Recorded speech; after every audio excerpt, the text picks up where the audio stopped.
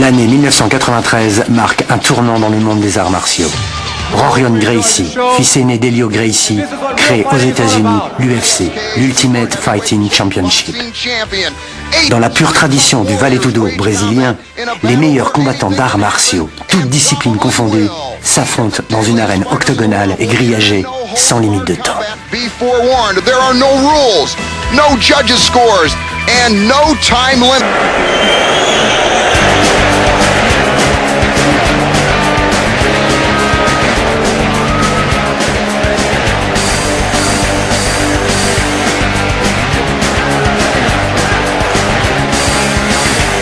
Como no Coliseu, né? Nos tempos antigos. Jogar dois homens ali na arena. Comme au Colisée dans la Rome antique, il y a deux hommes dans l'arène. Et un seul s'en sortira. Rorion Gracie a vraiment été un génie.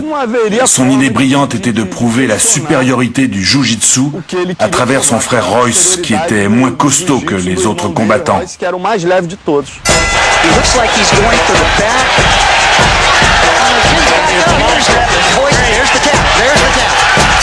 He's a little bit worried here. There's we're watching Royce take the mount position. It's a major part of fighting. People do not understand that this is very strong. It's got to be a great choke. Oh, definitely. Definitely. He's down. Yes, he's down on the ground. Yes. Watch out. He'll take his left leg and go over the top. E o Royce mostrou em 3 edições, né? Après 3 victoires consécutives, Royce a montré que le Jiu-Jitsu brésilien est l'art le plus efficace de tous.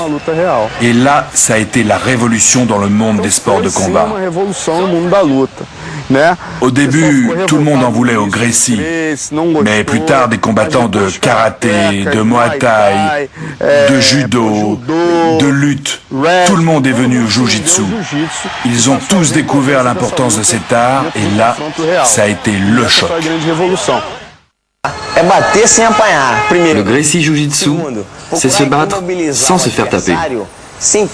Essayer d'immobiliser l'adversaire sans devoir le frapper en retour et lui prouver qu'on a les moyens techniques de lui faire un étranglement et des torsions. Ainsi, on arrive à dominer l'adversaire sans se faire massacrer.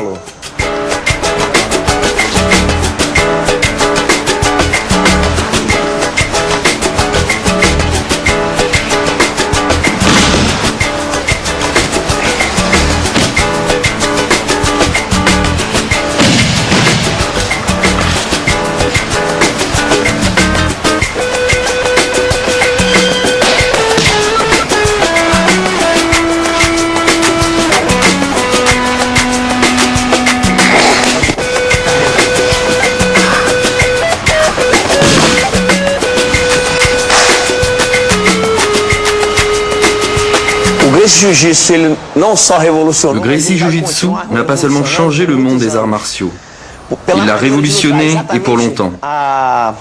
Le karaté, le kung-fu, la boxe, ces disciplines pour lesquelles j'ai beaucoup de respect, sont des sports qui finissent exactement là où nous commençons.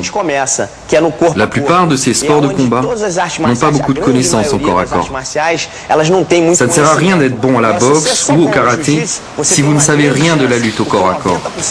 Mais si vous êtes bon au Jiu-Jitsu, vous avez une grande chance de gagner, car 90% des combats finissent au sol.